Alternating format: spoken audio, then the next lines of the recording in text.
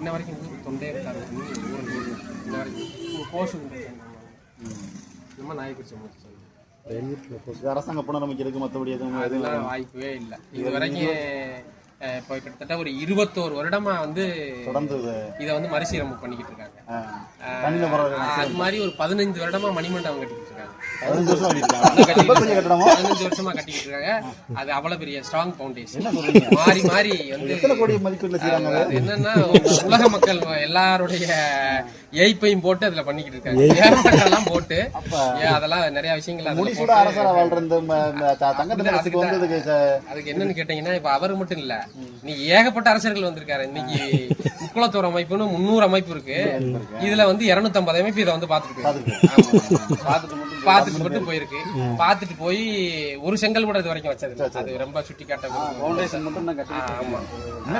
ஆமா. அத இன்னொன்னு கேட்டீங்கன்னா, நம்மளா கட்டணும்னா கூட அரசாங்கம் வந்து முழு அனுமதி கொடுக்குது. கட்டக்கூடாது. அப்படி ஒரு விஷயம்.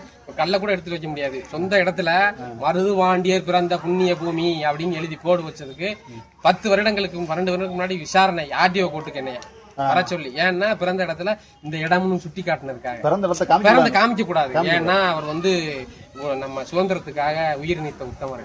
அதனால இப்படி பொது நலனுக்காக உயிர் நீத்தனால அது வந்து வெளியில தெரியும்.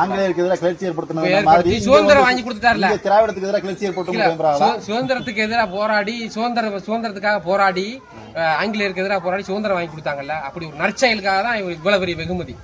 பாத்தீங்கன்னா இப்ப பூரா அந்த கோட்டையெல்லாம் அவர்களுக்கு கிடைத்த வெகுமதி. இந்த இடத்துல இடிச்சு சமுதாய கூடம் கட்டுறதுக்கு ஒரு மிகப்பெரிய அளவுல அரசு ஒரு வன்மை இருந்தா அதை இடிச்சுட்டு அதுல பாத்ரூம் கட்டிருப்பாங்க. பாத்தீங்களா, பாத்ரூமுக்கு இது உட்பட்டது. ஆனா அதுலதான் அரண்மனை இருந்தது. அந்த இடத்துல வந்து சமுதாய கூடம் கட்டுறதுக்காக பண்ணாங்க. நான் அந்த இடத்துல ஒரு நெய் ஊத்து நெருப்புல சொன்னா செய்யல. ஆனா களிமண்